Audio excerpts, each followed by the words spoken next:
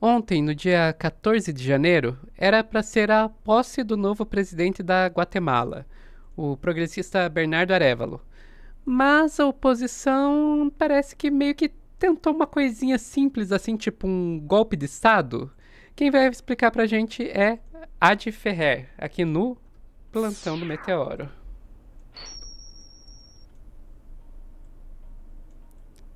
Então, Adi, conte pra gente, o que foi essa possível, vamos chamar assim, tentativa de golpe de Estado? Foi interpretado como golpe de Estado, não só pelos governistas, né? Mas também por diversos atores internacionais que estavam lá para a posse do Bernardo Arévalo, que, como você falou, ele é progressista, ele é de esquerda, né? E a posse estava marcada para ser às 16 horas do domingo do dia 14. E acabou sendo às 9 da manhã de segunda-feira, dia 15, né? O atraso é porque a Comissão Parlamentar de Credenciais do Congresso, que é composta pelos conservadores, decidiu revisar as credenciais dos novos 160 deputados, né? Mirando aqueles que são do partido do Arévalo, que é em torno de 22 ou 23, eu não sei o número exato. E esse partido, o Movimento Semente, ele foi suspenso temporariamente a pedido do Ministério Público, né, que acusa a legenda de irregularidades no processo de formação. E aí ficou protelando por causa dessa questão jurídica. O Bernardo foi pro Twitter, né, o X, e postou assim: os deputados têm que ter a responsabilidade de respeitar a vontade popular expressada nas urnas. Essa tentativa de violar a democracia com ilegalidades e abusos de poder. O povo guatemalteco e a comunidade internacional estão observando. E realmente estavam observando, porque não só as eleições da Guatemala foram observadas por organizações internacionais, como tinha aí uma comitiva de vários líderes, vice-presidentes e ministros de Estado de outros países. Entre eles, o vice-presidente do Brasil, Geraldo Alckmin, né? Ele postou também no Twitter dele, Sofia, a foto aí com os líderes, e olha só, acaba de participar junto com presidentes, chanceleres, representantes de países latino-americanos e europeus e o secretário-geral da OEA, Luiz Almagro, de ato em apoio à efetivação da posse de Bernardo Arévalo como presidente da Guatemala, após a realização de uma eleição justa, livre e transparente, acompanhada por observadores internacionais e refletindo a livre manifestação de vontade do povo guatemalteco. A democracia mostrou sua força na Guatemala e o respeito pelo resultado sufragado nas urnas beneficia toda a região. E isso não vem do nada, tá, Sofia? Essa não é a primeira tentativa de se impedir que ele assuma o que o povo, né, da Guatemala lhe deu, que é o cargo de presidente. Ainda no primeiro turno das eleições, teve uma tentativa conduzida pelo Ministério Público de impedir a candidatura dele, tá? E no final, ele venceu no segundo turno com 58% dos votos. E aí, teve uma decisão judicial que determinou que os deputados eleitos pelo partido dele assumissem os cargos como independentes e não como representantes da legenda. Após debates aí, muita pressão internacional, eles conseguiram apoio de outros partidos, recuperaram a bancada, que ainda é minoritária, e conquistaram a presidência do Congresso. E em dezembro de 2023, até trouxe um videozinho aí, Sofia, já tinha essa acusação de tentativas de golpe, tá? E o Arévalo tinha afirmado à época, a gente tá falando, esse vídeo aí é de dezembro, ele já tinha afirmado que essa tentativa de golpe tinha sido bloqueada. O presidente eleito da Guatemala, Bernardo Arévalo, disse à France Press que está convencido de que assumirá o poder em 14 de janeiro e também afirmou que vai governar sem medo após uma tentativa de golpe de Estado ter sido bloqueada. Arévalo acusa a elite política corrupta do país de não querer que ele assuma o cargo. O Ministério Público da Guatemala, dirigido pela Procuradora-Geral Consuelo Porras, considerou as eleições nulas por conta de irregularidades. O órgão tentou inabilitar o partido de Arévalo e retirar a imunidade do social-democrata para que ele pudesse ser preso. Mas o Tribunal Supremo Eleitoral sustentou que os resultados do pleito são inalteráveis e a Corte de Constitucionalidade ordenou que o Congresso realize a juramentação de Arévalo. O mandatário eleito garantiu que o Exército não tentou interferir nos resultados da eleição em nenhum momento. O golpe de Estado lo que intentava fazer era, por meios judiciais, lograr. O golpe de Estado que tentaram fazer era por meios judiciais, tentando reunir condições de alterar a vontade popular e o resultado final. As resoluções da semana passada acabaram com essa possibilidade e disseram que não há jeito de reverter o resultado eleitoral. Não há forma como se revierta esse resultado eleitoral.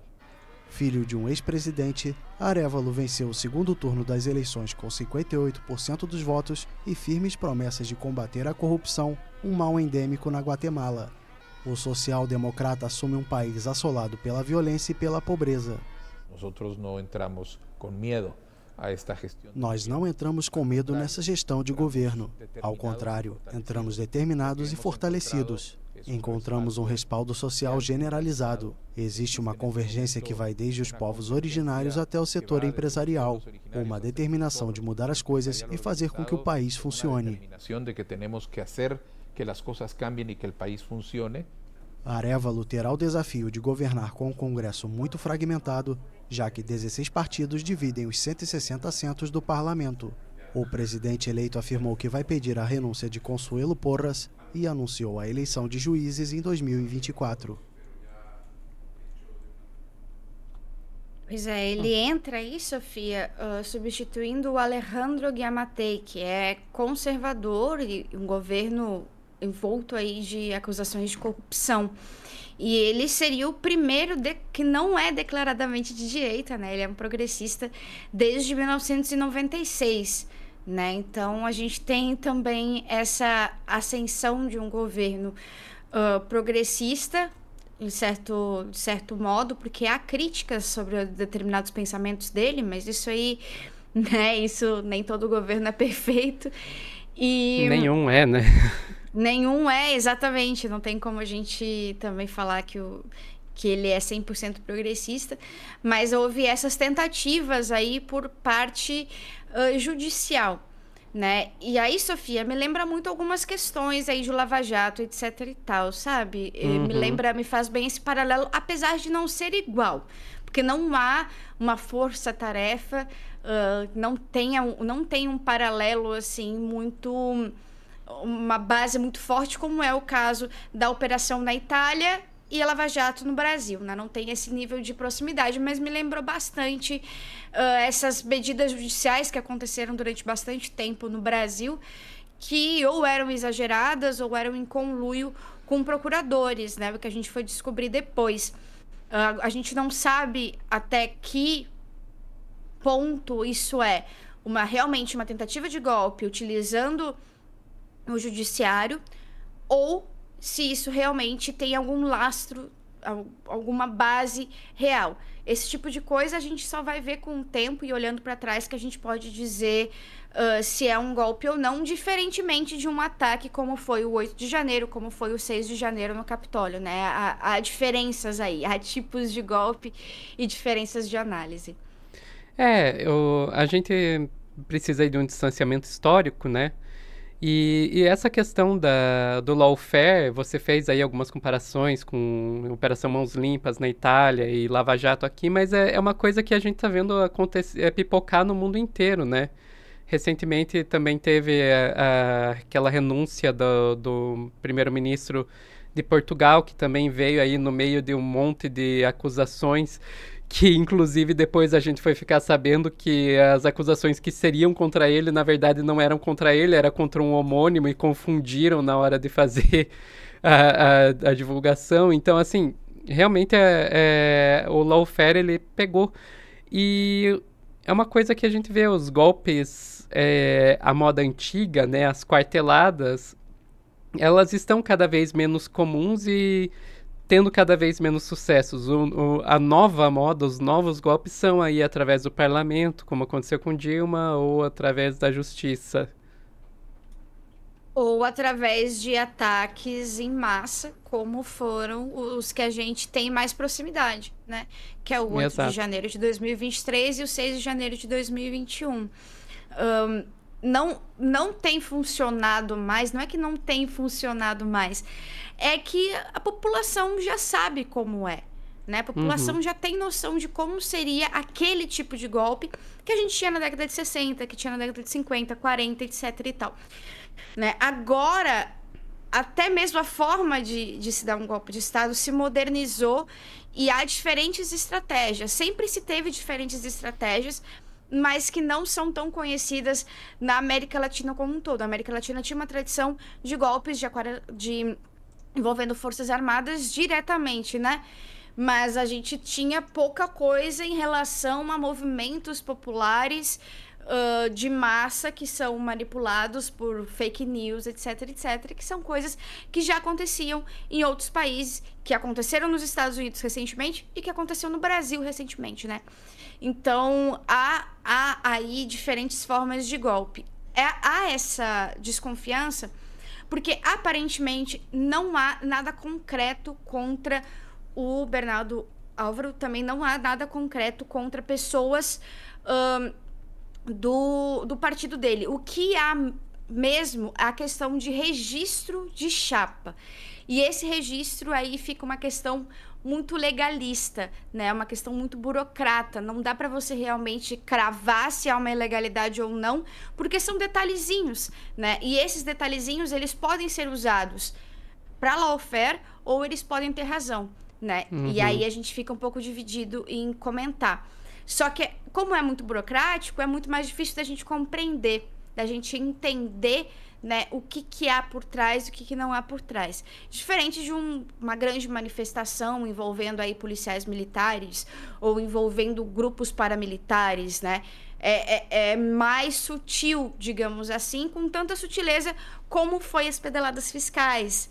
Era muito sutil, era muito difícil de se compreender aquilo ali, e logo depois foi legalizado.